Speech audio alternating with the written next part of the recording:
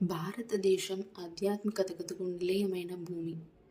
పర్వతాల మధ్య పవిత్ర నదుల తీరంలో శక్తి స్వరూపిణి అమ్మవారు దివ్య క్షేత్రాలు వెలసిన నేల. అలాంటి మహిమాన్విత క్షేత్రాలలో ఒకటి అస్సాంలోని గౌహటి నగరానికి సమీపంలో నీలాచల పర్వతంపై వెలసిన కామాఖ్యాదేవి ఆలయం. ఇది కేవలం ఒక ఆలయం కాదు, ఇది సృష్టి రహస్యానికి ప్రతీక, స్త్రీ శక్తి పరాకాష్ఠకు చిహ్నం, శక్తి పీఠాలలో అత్యంత పవిత్రమైన స్థలం.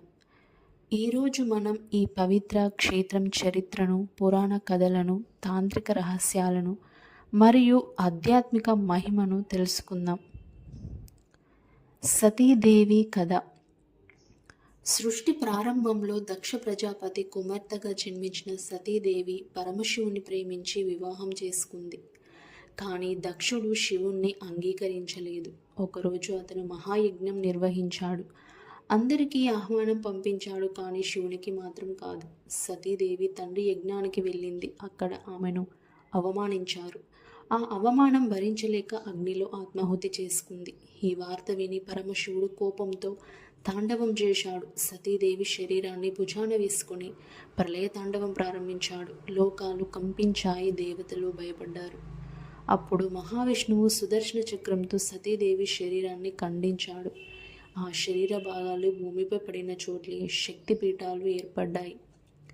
సతీదేవి యోని భాగం పడిన ప్రదేశమే కామాఖ్య క్షేత్రం. కామాఖ్య క్షేత్ర ప్రత్యేకత: ఇక్కడ దేవి విగ్రహం లేదు. భూమిలో సహజంగా ఏర్పడిన యోని ఆకారపు శిలను పూజిస్తారు. ఆ శిల ఎప్పుడూ తడిగా ఉంటుంది. అది భూమి లోపల నుంచి పవిత్ర జలాధార వల్లే. ఆలయం స్త్రీ శక్తి, సృష్టి శక్తికి ప్రతీక. ఇక్కడ జరిగే పూజలు సాధారణంగా కాకుండా తాంత్రిక విధానంలో జరుగుతాయి. శక్తి ఉపాసనకు ఇది ప్రధాన కేంద్రం. అంబుబాచి మేళా. ప్రతి సంవత్సరం జూన్ నెలలో అంబుబాచి మేళా జరుగుతుంది. ఈ సమయంలో అమ్మవారికి రజస్వల కాలం వచ్చినట్టు నమ్మకం. 3 రోజుల పాటు ఆలయం మూసివేస్తారు. 4వ రోజు తిరిగి ద్వారాలు తెరుస్తారు. ఈ సమయంలో లక్షలాది భక్తులు చేరుకుంటారు. ఈ పండుగ స్త్రీ శక్తి గౌరవానికి చిహ్నం. తాంత్రిక సాంప్రదాయం. కామాఖ్య ఆలయం తాంత్రిక శక్తులకు ప్రధాన కేంద్రం. ఇక్కడ అఘోరులు, తాంత్రికులు సాధనలు చేస్తారు. శక్తి సాధన, కుండలిని జాగరణ వంటి ఆధ్యాత్మిక విధానాలు ఇక్కడ ప్రాచుర్యం పొందాయి. ఈ క్షేత్రం భయానకంగా కాకుండా ఆధ్యాత్మిక అత్యంత శక్తివంతమైన స్థలం. ఈ ఆలయం ప్రాచీన కాలంలో నిర్మించబడింది. తర్వాత కోచ్ రాజులు పునర్నిర్మించారు. అస్సాం సంస్కృతికి ఇది ముఖ్య కేంద్రం. ఇక్కడి నిర్మాణ శైలి ప్రత్యేకమైనది. సంతానం కోసం వచ్చిన దంపతులు, మనోకామనల కోసం వచ్చిన భక్తులు అందరూ అమ్మవారి కృపను పొందారని చెబుతారు. భక్తి, విశ్వాసం, ఆత్మశాంతి ఇవి ఇక్కడ పొందే వరాలు. కామాఖ్య అమ్మవారి కృపతో జీవితం సార్థకమవుతుంది అని నమ్మకం. ఈ పవిత్ర క్షేత్రాన్ని దర్శించాలనే కోరిక ప్రతి భక్తుడి హృదయంలో ఉంటుంది.